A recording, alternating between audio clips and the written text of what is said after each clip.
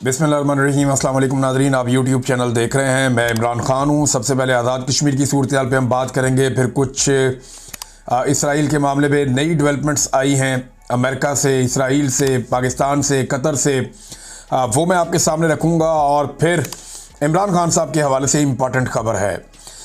सबसे पहले आज़ाद कश्मीर में बात करते हैं, लेकिन मेरी आप सबसे गुजारिश है और एक दरख्वास्त है ज़ाती हैसियत में कि हमारा मुस्तफ़ा बीमार है, तारिक मतीन भाई का बेटा, और वो काफ़ी लंबे अरसे से बीमार है। अल्लाह रब्बुल इज़्ज़त से दुआ करें कि वो अपना ख़ास रहम फरमाए, अपनी ख़ास मेहरबानी फरमाए। मैं भी दुआ कर रहा हूँ, आप सबसे भी गुजारिश है। और नाज़रीन, अब आ जाएँ आज़ाद कश्मीर की जानिब। तो आज़ाद कश्मीर में राब्ते का ब्लैकआउट हुआ था 28 तारीख को। 29 को इन्होंने ऐलान किया था कि हम अवामी एहतजाजी तारीख उठाएँगे, हमारे जायज़ मुतालबात हैं। एस्टेब्लिशमेंट यहाँ पे गंद मारना बंद करे, अवाम को हुक्मरानी का हक दिया जाए।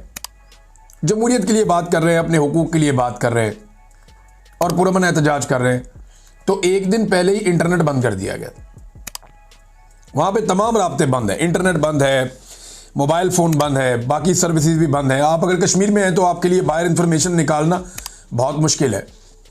लोग बड़ी मुश्किल से वहाँ से इंफॉर्मेशन बाहर निकाल पाते हैं और बहुत कम ऐसा बंदोबस्त है कि मालूमात जल्दी से अब राह रास्त आ जाएं। अब हुआ यह है कि आज़ाद कश्मीर से रिपोर्ट हो रहा है कि लगातार जगह जगह फायरिंग हो रही है और पूरे आज़ाद कश्मीर के अंदर शेलिंग और फायरिंग जारी है। दूसरी जानिब से मुजाहिरीन जो है वो पथराव करते हैं पुलिस के ऊपर, सिक्योरिटी फोर्सेज पे, एफसी पे, रेंजर्स पे। तो मुजाहिरीन जो है वो पथराव करते हैं, जवाब देते हैं, रुकावटों को हटाते हैं ज़बरदस्ती, जबकि पुलिस और सिक्योरिटी फोर्सेज जो है वो गोली चलाते हैं और शेलिंग करते हैं। और ये सिलसिला जारी है, अब 3 दिन हो गए हैं। डोडियाल में एक नौजवान शहीद हुआ, पहले ये इत्तला आई। ये मैं आज की बात आपको बता रहा हूँ, ये उमर नज़ीर कश्मीरी साहब ने ये बताया।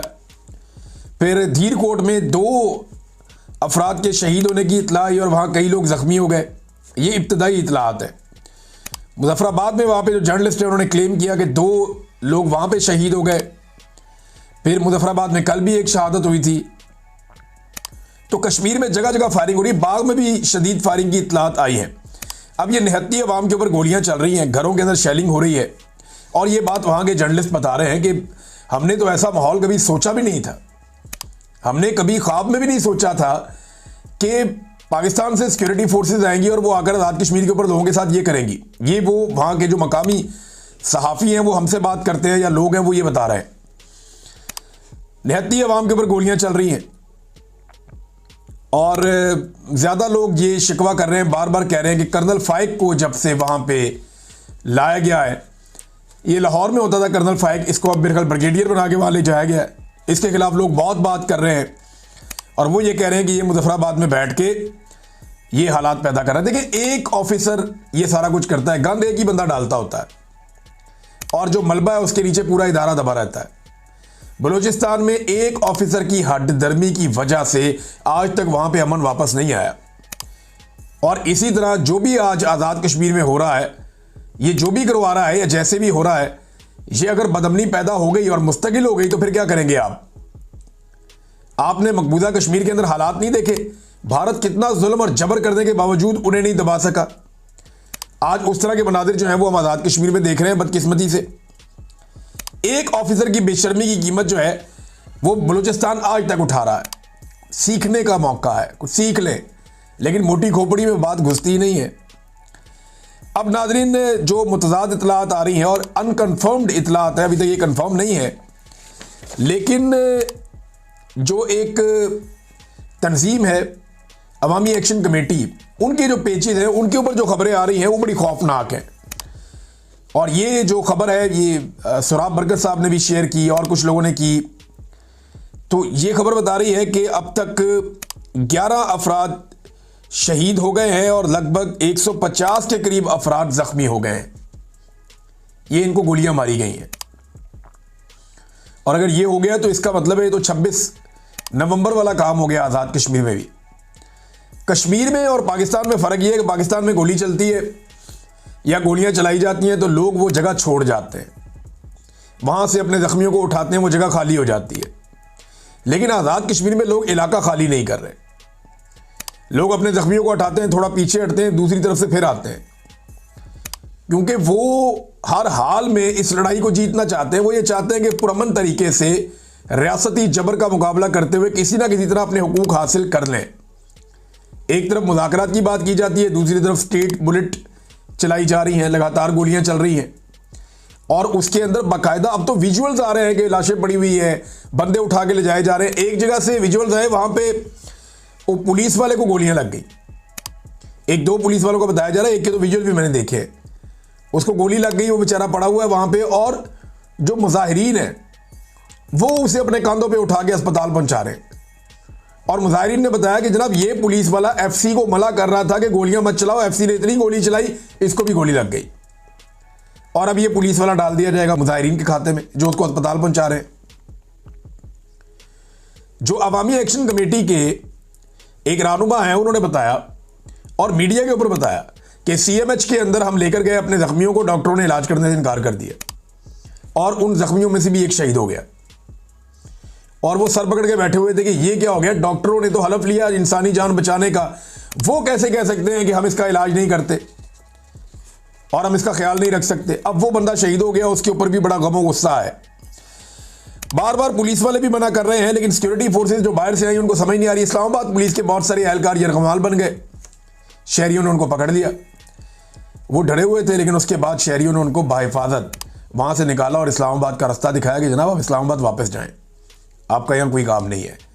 हम यहाँ पे एहतजाज कर रहे हैं यहाँ की जाली हुकूमत के खिलाफ, और उनसे हम अपना हक लेंगे। आपको याद होगा नाज़रीन, इस्लामाबाद में जब 25 नवंबर की रात काफिला पहुंच रहा था, 25-26 की रात, तो उस वक्त खबर आई थी कि 4 रेंजर्स एहलकार हमारे जो है वो शहीद हो गए। अब हमारे जो रेंजर्स एहलकार वहां पे शहीद हुए थे ना, वो एक तेज रफ्तार गाड़ी ने उनको टक्कर मारी थी और हादसे के अंदर शहीद हो गए थे। बाद में वो लड़का भी पकड़ा गया, उसका पाकिस्तान तहरीक इंसाफ से ताल्लुक भी कोई नहीं था, उसने एतराफ़ जुर्म भी कर लिया, वो मामला भी खत्म हो गया। लेकिन उसकी FIR और सारा मामला उठा के पाकिस्तान तहरीक इंसाफ के खाते डाल दिया गया और हुक्मरानों के बयानात तक आ गए, और आज तक वो जो टाउट सहाफ़ी हैं वो PTI के खाते में डालते हैं। इसी तरह जो FC ने गोली चलाई और वो पुलिस वाले को लग गई, मुजाहिरीन उसको उठा के कंधे के ऊपर लेकर जा रहे हैं। अगर वो पुलिस वालों के साथ होता तो पुलिस वाले लेकर जा रहे होते, लेकिन ये भी कोशिश की जाएगी इनके कंधे पे ही डाल दिया जाए। तो नाज़रीन, लगातार वहाँ से जो इत्तलात आ रही हैं वो अच्छी नहीं है, वो ख़तरनाक इत्तलात हैं, लगातार आ रही हैं आज़ाद कश्मीर से, और हालात मज़ीद ख़राब होते चले जा रहे हैं। ये कश्मीरी अभी तक डटे हुए क्यों हैं, ये सोचा आपने? क्योंकि ये लीडरलेस हैं। इनके पीछे कोई ऐसा आदमी नहीं है जो इनको रोक लेके रुक जाओ। किसी के पास ये इख्तियार नहीं है कि वो एक आवाज़ दे के रुक जाओ, वापस आ जाओ, मैं बात कर रहा हूँ, ये नहीं है। एस्टेब्लिशमेंट किसी एक को ब्लैकमेल नहीं कर सकती। यानी मिसाल के तौर पे इनके साथ गंडापुर नहीं है, यानी इमरान खान साहब गंडापुर को बंदे दे के भेजते हैं अपने, वो 1-1.5 लाख बंदा, और ये इतने 1-1.5 लाख बंदे नहीं है, ये हर जगह थोड़े थोड़े लोग निकले हुए हैं, कहीं पे 10,000, कहीं पे 15,000, कहीं पे 5,000, कहीं पे 25,000, ये ऐसे अलग अलग जगहों पे निकले हुए और बहुत सारी जगहों पे निकले हुए हैं।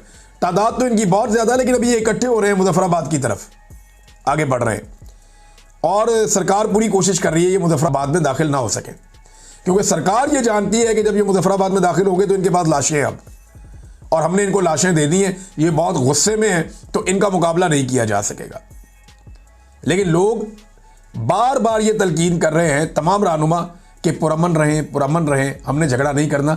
जहाँ पे भी पुलिस वाले FC वाले इनके काबू आते हैं, ये उनको मारते नहीं हैं, उनको निकालते हैं, रास्ता देते हैं।